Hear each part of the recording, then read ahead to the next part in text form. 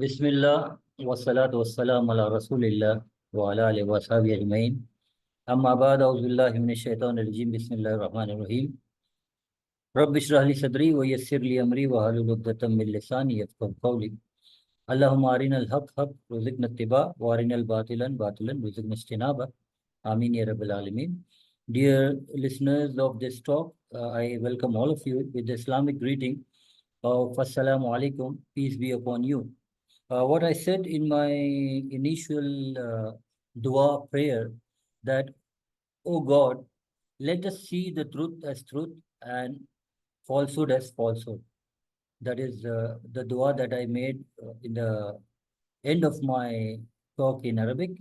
And in the beginning, I also said that open my chest and there should not be constriction in it.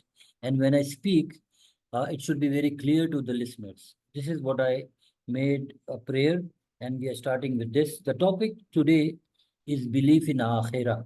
Basically, this is a three-part series, and this part one we are discussing. So today we'll discuss actually what is Akhirah. In the next session, we'll see what is the why it is required, and in the third part we'll see what should a person do to be successful in Akhirah. As I say the word Akhirah, I also start defining what is Akhirah for all the listeners. So the very first thing is I'll define is belief.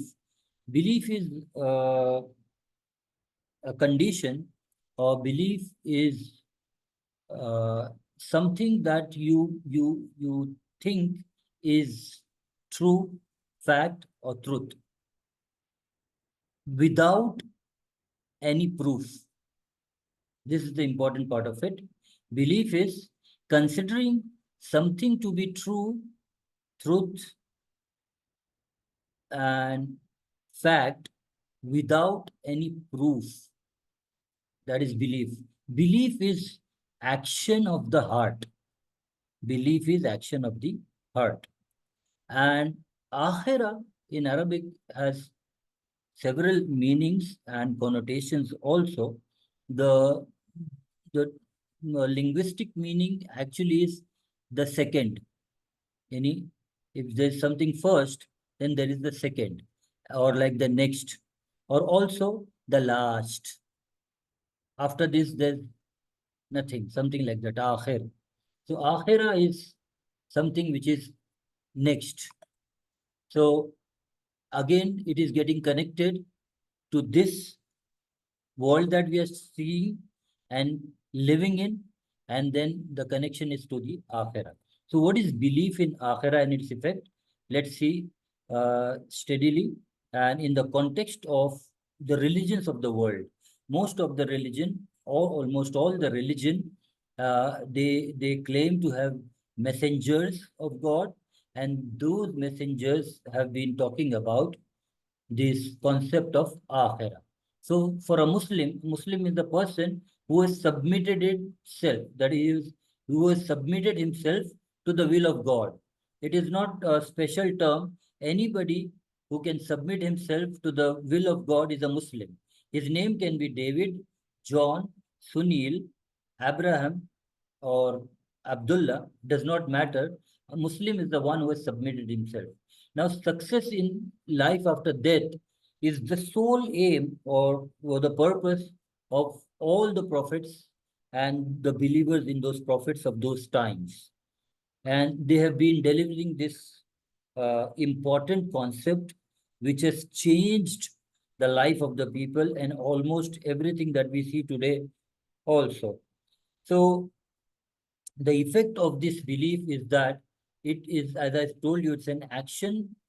Belief is an action of the heart. So the belief in Akhirah is something which is, the impact of which is having direct impact on our life. So let's explore this concept of Akhirah. As I said, the concept is brought by the messengers of God. Okay, in all the ages, in all the time, right from Adam, in different parts of the world, messengers were sent as per the Quran. وَلِكُلِّ قَوْمٍ هَادٍ. For every nation we have sent a guide. And that guide brought this concept of TRA. Today we know TRA is the Telephone Regulatory Authority, which is again is actually connecting people of that place wirelessly with each other. This Tawheed Risala Akhirah is something which is a wireless connection of humanity with God, the creator and sustainer of this entire universe. So Tawheed Risalat Akhirah is basically, I'll run through it because we are talking about belief in Akhirah, which is a fundamental message that all the messengers brought with them. So Tawheed is like the concept of oneness of God, believing in one God who has created, sustained, provided, protecting, and guiding, and sustaining this entire universe and everything that exists in it.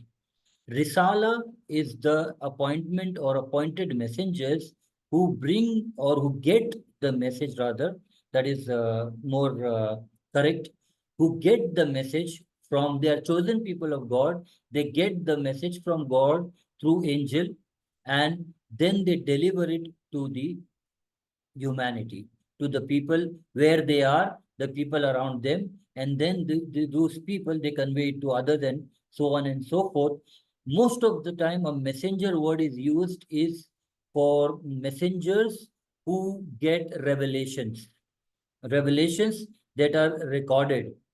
They get sometimes recorded revelations, like the prophet, he got the audio revelation of Quran, and then it was compiled in the same year of his passing away.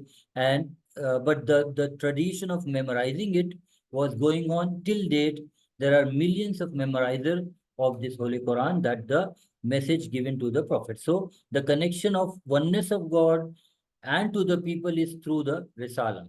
And the fundamental message of the messengers are that there is a day of judgment. There is a day where people will be judged based on their actions, based on their thoughtful actions, based on the action that they intended and they executed. They intended and they executed. So there is a day of judgment. So that is the concept of Akhirah.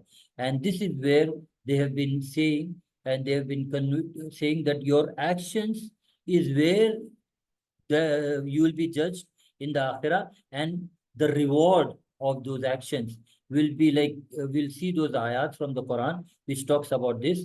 So Akhirah is something which, as I said, next life or resurrection, or in Sanskrit it's called Punarjanam, next life. So we are talking about belief in Akhirah. So what is the concept? The concept that Akhirah gives, or the messengers got the message from the creator, the entire concept is that man is not created in vain. Like, this is the first thing everybody must understand, that every creation of God has a purpose. So man is not created in vain. Again, man has been given freedom to choose based on that intellect or that thought process which is ingrained in his soul. The Quran says, وَنَفْسٍ وَمَا سَوَّاهَا فَأَلْهَمَهَا فُجُورَهَا وَتَقْوَاهَا. And the soul, he has fashioned it in a way that the good of it and the evil of it is embedded in it.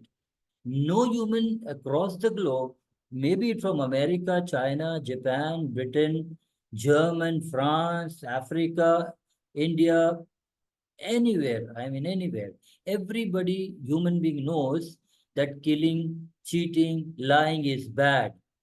Truth, honest, kindness is good. It is embedded there.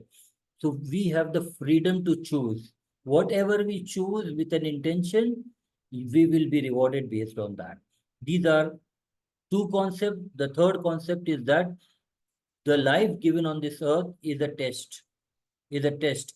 God is saying in the Quran that He is going to test you with loss of life, with poverty, with wealth, with health, with all that. We are, the life on this earth is test. One ayah in Surah Mulk, God says that Allazi khalaqal mauta wal hayata liyabluwakum. He has created death and life so that he sees which of you is good indeed. Who all of you, like every humanity is par in this test. Whoever excels gets the grades and the ranks. And the fourth criteria or the concept of Akhira is undergoing this test. There's a test and you undergo the test. So people undergo the test, and how they react in that situation is getting recorded. Okay.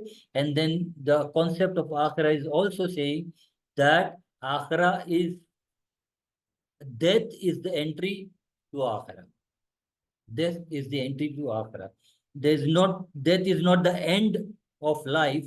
Actually, it is the beginning of endless life. Not the end of life, beginning of an endless life, which is based on what you did here. In Arabic, it's called dunya. In this dunya, in the life given here, in the test that you are undergoing, what you did, what actions did you take in those tests is the it will come to pass when you are in resurrection or when you're in Akhirah. And then actually all that is based on accounting and reward. That you considering yourself as an accountable and responsible creation of God, and based on what actions you did, you will be rewarded or punished. Based on the actions, you will be rewarded and punished. As we see in this world also, for every action, there is a consequence. For every action you do in the realm of the physical world that you see, the physical laws that exist here, you do those actions in those realms, or you do you choose whatever you choose. Based on that, you have your rewards and your punishment. There can be punishment based on the action, like it's very clearly mentioned on a cigarette packet that smoking is injurious and blah blah blah. All those are mentioned. Even a cough syrup mentions almost more than 100 side effects, but people choose to take those things and basically get pleasure out of it, or whatever they intend to get out of it. But there is a consequence of that. When you consume, there's a consequences. Similarly, when you see, when you speak, when you hear, when you do any action, everything bears the consequences, because you see with an intention. When you're listening, there's an intention. When you're doing something, there's an intention. Your intentions and your actions are together, and they are having a great impact on your akhirah. So here some ayats of Quran are there. We are not going to read and translate. I'll keep telling you about the core concept of it. Like in Surah 79, it is said, "Fa'amma man tagha," the one who, transgresses and prefers the life of this world.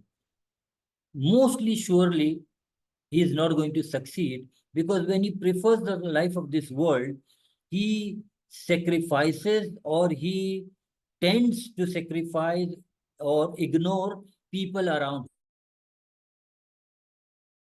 him. He does not tend to give the rights even of his parents, the one who brought him in this world, right? So he ignores human right to the core. He may not give the right of inheritance to his younger siblings if he's the elder one. So when he's just thinking about this world, then it is told here, the one who transgresses this and prefers that only this is the world and there's nothing else, the Quran is saying the consequences is hell. On the contrary, one who fears to stand before his Lord, standing before his Lord as an accountable and responsible being, the one who prefers or fears standing in front of his Lord and restrains himself. He has the authority to do evil, to usurp the right of people, but he restrains. These are the people who will be successful in the hereafter and will be rewarded with paradise. And so on and so forth. The another ayah from Surah Naba, which is actually, as I told you, about the belief in the hereafter. So the Quran starts, and it's a very famous surah, or the 30th juz of the Quran, and it famously talks about the beginning. It says, what are they discussing? the big news. Big news is that there is an afterlife, a life where there is no end, a life which is completely different from this life. The parameters of this life and the parameters of the next life are completely different. And then the surah, it talks about Alam Naj'alil Arda Mihada. It is the God is asking questions, and those who read the Quran and reflect upon it, as you saw in the previous slide, we saw, are you ready for reflection? Are you ready for reflection? Are you ready for reflection for all the concepts of Akhirah that we saw in that previous slide? So here the question is asked, don't you see that we have put the earth as a spread where you can relax, you're not shaking with it. We know that earth is going around at a great speed, around, it says 120 kilometers second per second surface rotation speed. Like you can imagine the when we are traveling in 120 kilometers per hour, and we are talking of 120 kilometers per second surface rotational speed, but we do not feel the jerk. And then it goes on to say, describe things that we see. The question is, what are they discussing? The big news, the akhirah, and then the proofs are given. As we say, belief is something which is, you suppose that this is the truth without proof. But what does Quran does is that as you keep reading it, it gives you ample evidences that what you believe is true. So because it's from the Creator, as you read the Quran. So here there are several things talked about as a proof of what you see in this universe, on this planet. The mountains aspects, creation of male and female, sleep as a time for relaxation, day to time to go and earn, and so on and so forth. So this is the other two major criteria which is being talked here about as a concept of akhirah, that that it will be there, and what the proof is that what you see during your day. And then here this is from Surah Nisa, uh, one very central theme about death, which is like, it says, Kullu nafsin zaikatul maut. Every soul is bound to taste the death. Taste the death. Tasting, when you taste some food, so that is like that. You are going to taste the death. Once the soul tastes the death, then there is no death for the soul. Then there is only life for the soul. And then it says, Kullu nafsin zaikatul maut. Innama tuwaffawna ujurukum yawmal qiyamah. Basically, it's not from Surah Nisa, it's from Surah Ali Imran. The word mentioned Nisa is a mistake, typo. It's from Surah Ali Imran, where God says, every soul will taste death, and your full recompense will be given on the day of judgment. That is the Akhirah. Whoever is saved from the hellfire and entered into the paradise or admitted to the paradise, faqad faz, is the one who is successful. Wamal hayat ad-dunya illa mata'ul ghurur. The life of this world is but goods and chattels of deception. This is as you say, the entire, you can say, the philosophy of life described in this ayah, that every soul is going to taste death. The full recompense is in the Akhirah, that is on the day of judgment. And whoever is saved from hellfire and entered into garden is the one who is successful. And it is talking about the life of this world. As we saw, the concept was talking about life as a test. So when life is a test, your wealth can be a test. Your health can be a test. People can have a lot of pride with their wealth, their color of skin, their health, and because of that pride, because of that possession for which they had done nothing, they were not destined to be born where they wanted. They were born where God wanted.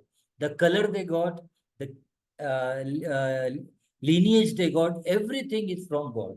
But still people are proud of things that they don't achieve. You can be proud of things what you achieve, strive to do. So here Quran is saying that your full recompense will be on the day of judgment, and the one who is saved from the fire and into the garden. And the life of this world, this is the important thing, is full of chattels of deception. So you should not uh, ignore things. And what we are trying to learn here is the concept of Akhirah.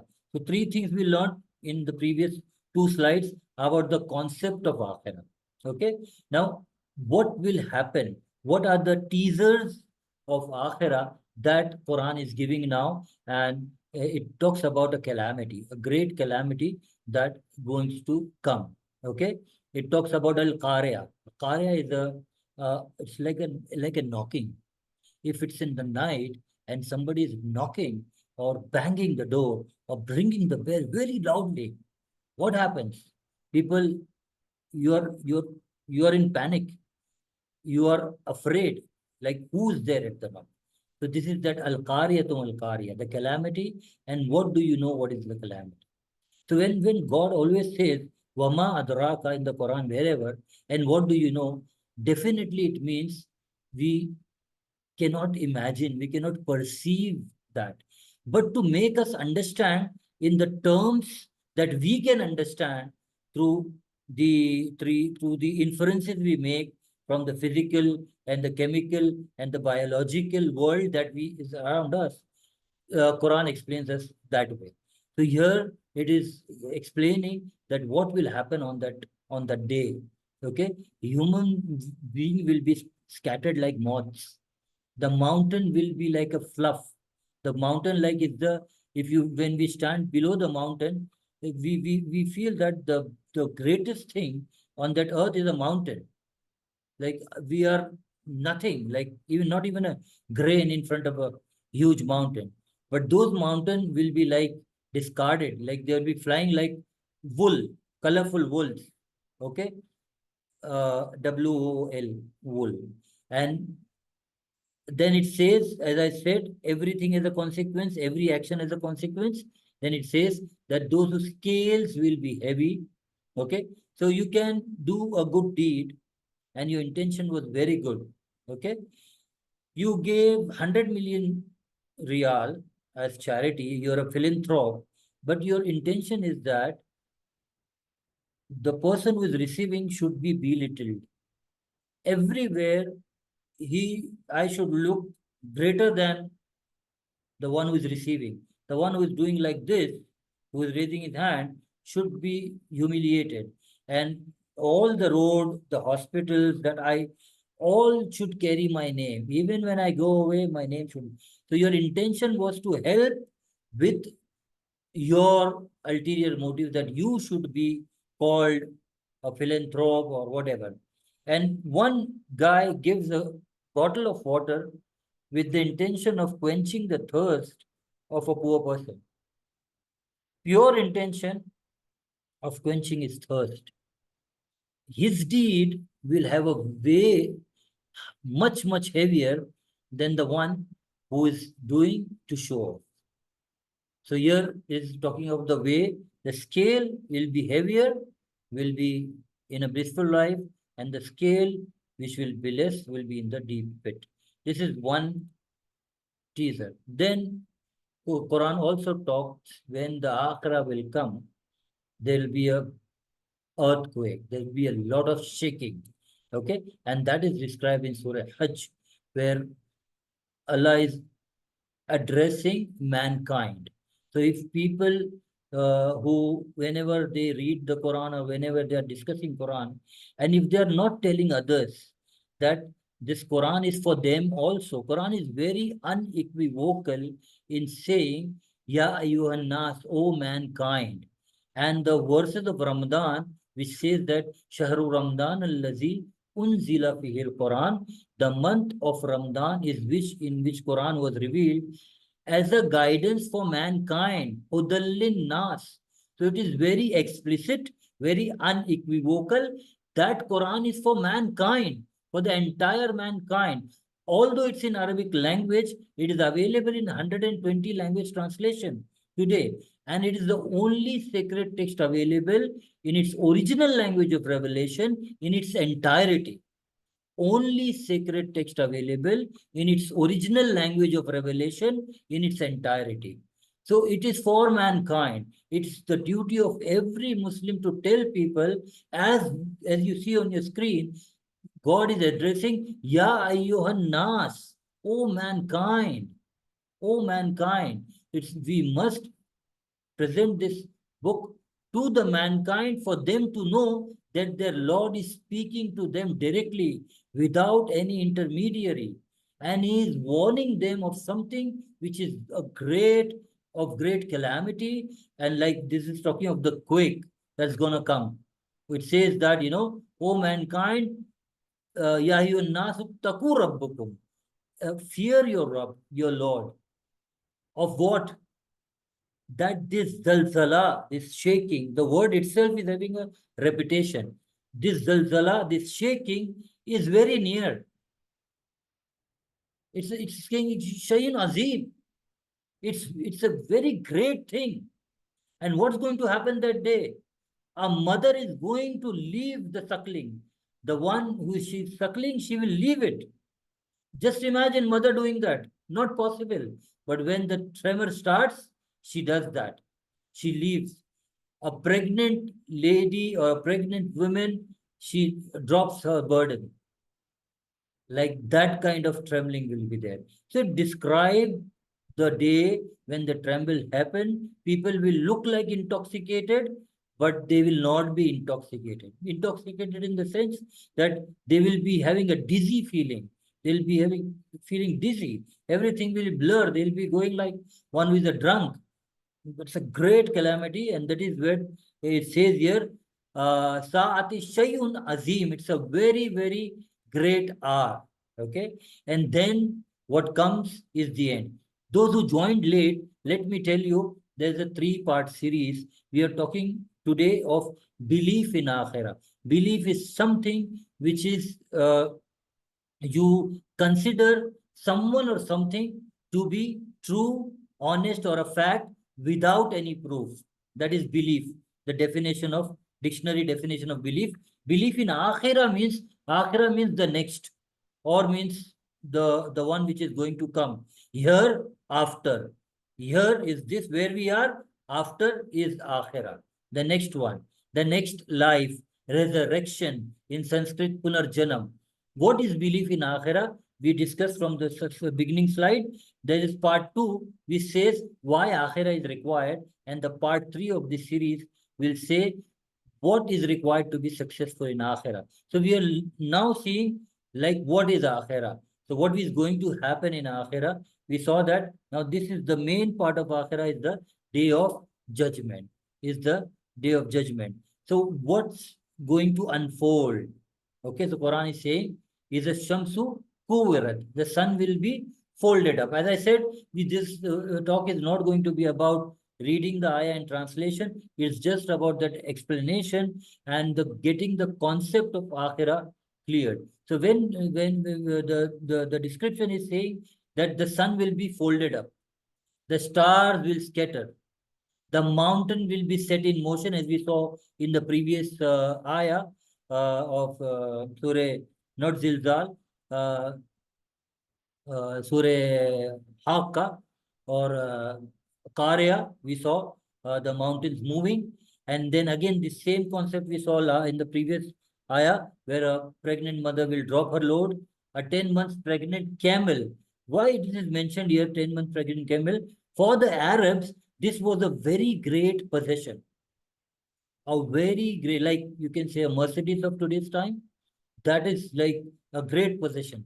A pregnant camel.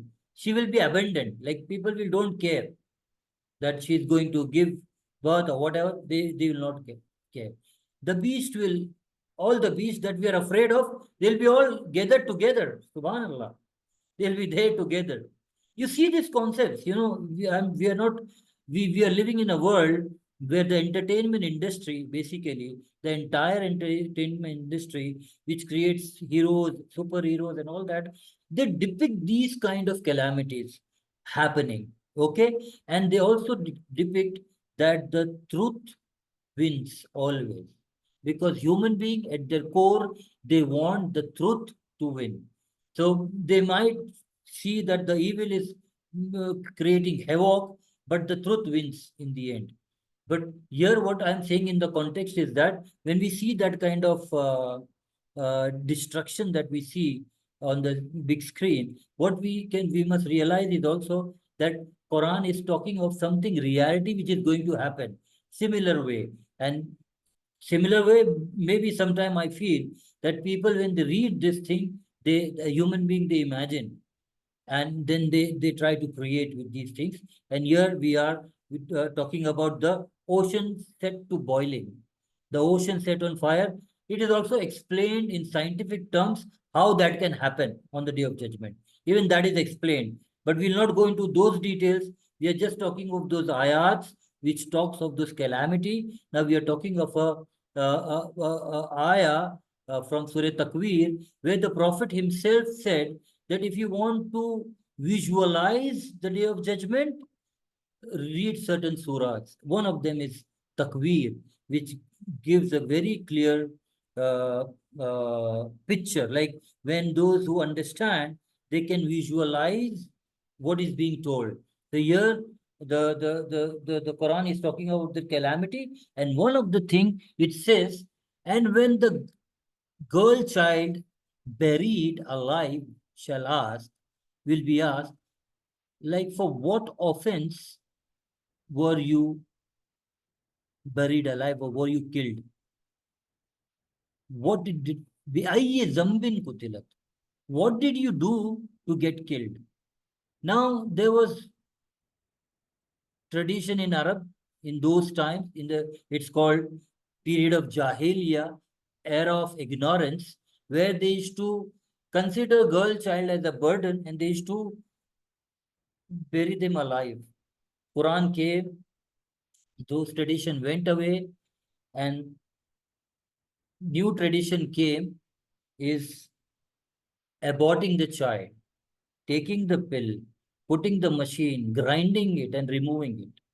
And so many methods of killing the babies. And those babies will say, "Bi zambin," they will be asked, what was your crime that you were killed? And the parents need to answer, those who do this. So here is the book of records. As we saw, the concept, there were 8 concepts. I will not want to repeat it. The concept of accountability. Quran is very, very unequivocal that as much as we are the best creation of God, لَقَدْ خَلَقْنَا الْإِنسَانَ فِي أَحْسَنِ تَقْوِيمٍ, as much as it says we are the best creation of God, it also says repeatedly that we are an accountable and responsible creation of God, and we are getting accounted. As much as the concept of freedom is what I mentioned in the beginning, there's a concept of freedom from the Quran, where they say that you have been embedded with right and wrong, and you're free to choose right and wrong. But what you choose is getting recorded in this book. That is the concept of accountability. Okay, so the Quran says in Surah Infitar, Ya ayyuhan nasu, ma gharraka bi rabbikal kareem. Oh man, what deludes you from your noble Lord? Okay, Alladhi khalaqaka fasawwaka fa'adalak, the one who created you and fashioned you with balance, adal, bi ayyi suratim ma sha'a rakkabak, and gave you the face, the figure, the beauty as he wanted. Okay? Kalla bal tukazzibuna biddin. But actually, no, no, no, no. The expression is like nay, nay. Actually is you deny the day of judgment.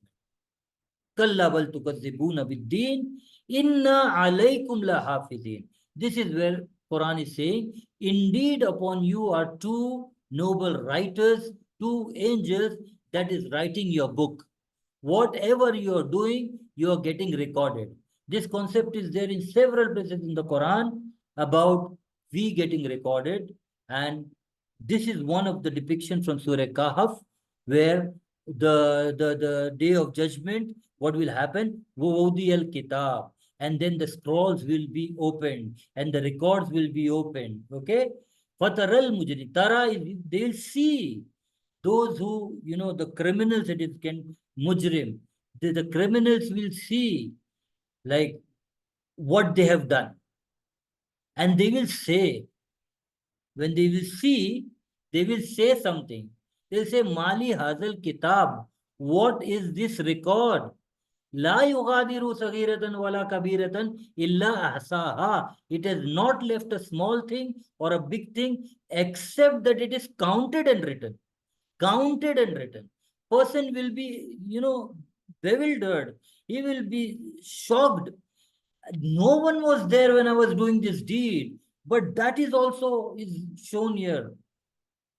And he will be like, we see these are things, phenomena, nothing new. We see the camera. When we drive, we see the camera, we slow down because we say we are going to get recorded if we cross that speed of 100 or 120 or whatever. When we are in office or in somewhere or in mall, the CCTV are recording. People are conscious of this recording. The Quran is reminding constantly, oh man, as much as you're free, as much as you're intelligent, as much as you're the best creation of God, you're also accountable and responsible creation of God. So you're getting recorded. So this is just one of the glimpse of the day of judgment that a person will say, woe to me, woe to me, that, what has happened. I'm like completely exposed. So this is where the cycle, this is where the Akhirah is a day where person will realize. Now, what happens? The loser's voice, like these reminders, the sacred book availability, the muazzin calling Hayya ala salah, Hayya ala falah, and people coming to prayer, and in the imam and the prayer, imam is reciting these ayats of Quran as a reminder. And in the prayer, a person is making commitment to God. Iyyaka na'budu wa iyyaka nasta'in. You alone I will worship. You alone I will ask for help. Guide me to the straight path. So Quran is guiding. God, the guidance has come. The prophets and messengers were sent in like 124,000 more or less messengers were sent across the globe in for those people in their language with this concept of Akhirah. As I said, creator, the messenger, and the main concept is that this life is temporary and the next life is permanent. Death is Zaikatul Maut, and then it is forever. Life is forever. So those who got this concept, and God says in the Quran that it is upon him to get to deliver to all the people.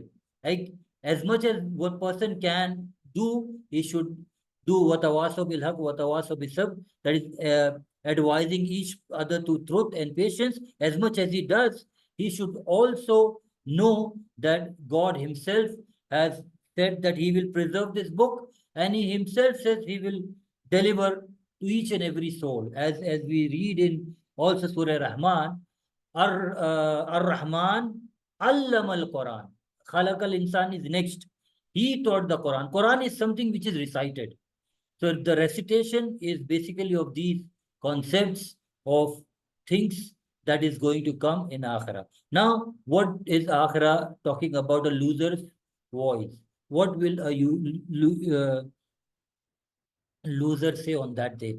Ya laytaha. He say, woe to me. Like it's like uh, it's an expression. He's saying, oh, would that came to me in the world and made an end of me. Quran is saying it is zaika, it is just a taste, and then you will move on. You will die and you will move on. And that moving on to the next life is always living. no death. But the person, when he experiences, or when we use the word as intiqal and muntaqil.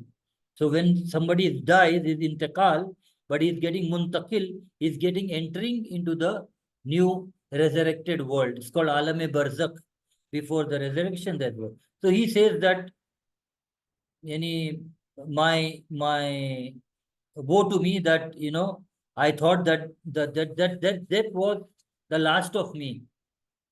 Nothing is going to come. Ma agni anni maliya. My riches, my wealth, my connections with the authorities, with the ministers, with the kings, with the sultans, with the presidents, with the CEOs, nothing is going to help. All of them is vanished. All. Nothing is there. Had I considered that there was a next life. This is the basic idea, and this is where the depiction Quran is making of people who will say there in the next life like this. Had I not considered that the death was end of my misery and pain. No, it was the beginning of a new life where you will be judged based on your actions. Actions. The Quran is full of warning.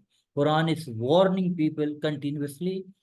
Inna anzarnakum azaban kariba. This is the Surah 78, the last juz, first Surah, Surah Naba. In the end, Allah said, when describing as we saw, the creation of uh, the people in pair, and the mountain aspects, and the sun and the rain, and then is the description of the hell, and then the heaven, and then end Allah says, Inna anzarnakum azaban kariban. Yawma yanzurul mar'uma qaddamat yada. That is, these warnings have been constantly coming, constantly coming. Okay? And the person who says, oh, the death was my last part of it, so it will be told to him, Khuzuhu faghulluhu. Seize him and shackle him. Okay? And cast him in the fire. And it is talked about the chain as a 70 cubic length. So basically, when this was recited to the people by the Prophet sallallahu alaihi wasallam, it had an impact on the heart. The recitation of the word of Quran has impact. It says, "Law anzalna hazal Qurana ala jabalin." Had this Quran been revealed on a mountain, la ra'ayatu khashiyam mutasaddiyam min khashyatillah. You would have seen that with the fear of Allah, it would have shaken and blasted into pieces.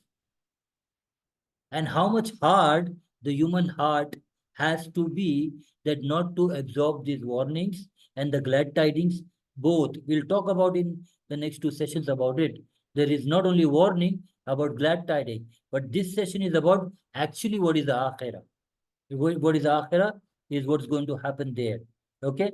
So apart from those fear and warnings of the punishment, there's also glad tidings given in the Quran. That is, there is in what's going to happen in Akhirah. And this is a call of the Creator, Ya ayyatuhan nafsul mutma'inna. O the soul, the nafs that was calm, collected, composed, always thought that what's happening with me is with the permission of my Creator. It's a test for me. It's my endurance. And he always used to say when the calamity struck, Inna lillahi wa inna ilayhi raji'un. We are from God, and to him is our return. That is attributing and accepting that this tragedy, what happened, is irreversible. It was targeted for me. And he says, I am happy with it because we are from him and to him is our return. Such a nafs, which is mutma'in, which is like serene, composed, and a soul that accepts everything, will be invited and will be told, Irji'i, come back, ila rabbiki, to your Lord, radiyam mardiya. He pleased with you, you pleased with him. Pleasing, pleasingly come. And fadkhuli fi ibadi, and enter my paradise with my righteous slave. Those who believed that we are the accountable and responsible creation of God, this life is giving the rights of others. The religion is deen haq. Haq means right and wrong. Haq means rights of others. And haq also means purpose. So this deen, this religion has a purpose. It is right and it gives the rights of others. The soul that knew this will be a soul that is mutmain, that is satisfied, and that pleased the Lord by obeying the Lord. Obedience is the essence, and that is the judgment, final judgment. Okay, it is as for the one who comes before him as a believer who has done good deeds, all such people will have highest strength for them. They will dwell forever in evergreen gardens beneath which river flows. Such is the reward for the one who adopts purity. Okay? Wazalika jaza min tazakka. Tazakka is the constant purification. Because the Prophet said, Kullu bani Adam khatta'in. All the children of Adam, they are sin. They are bound to sin. Khairun khatta'ina tawwabun. The better of them are those who turn back and who say, I'm sorry. If they've usurped something, they give back to people. They take care of their parents, their siblings, their spouse, their neighbors, orphans, widows, all of them. Constant purification of giving the rights of others. Human rights is central to the life which is commanded by God in the Quran. Human rights, rights of the human being. Your nafs has the rights upon you. Fulfill that. God has right, your person has right, and others have right upon you.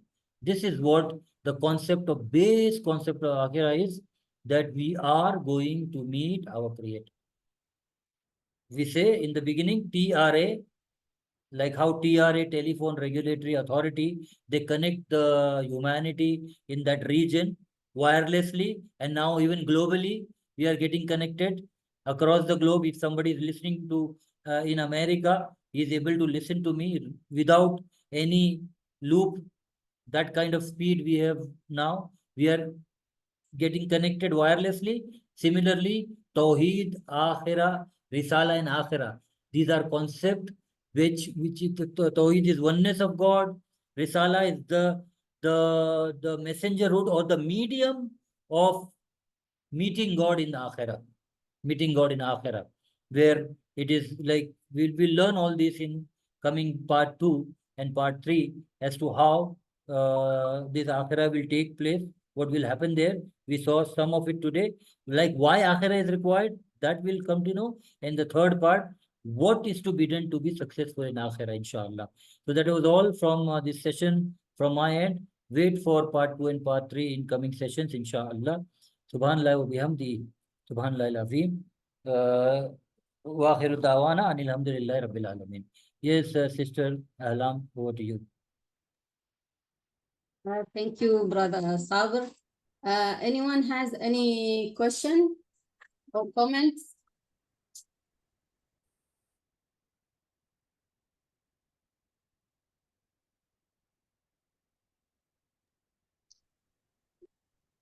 Jazakallah khair, brother. So, So inshallah, let me know when can we do the part 2 and part 3, inshallah. maybe where I can do the recap. Inshallah. Inshallah, we'll meet again next week. And if anyone doesn't have anything to say, then we can conclude.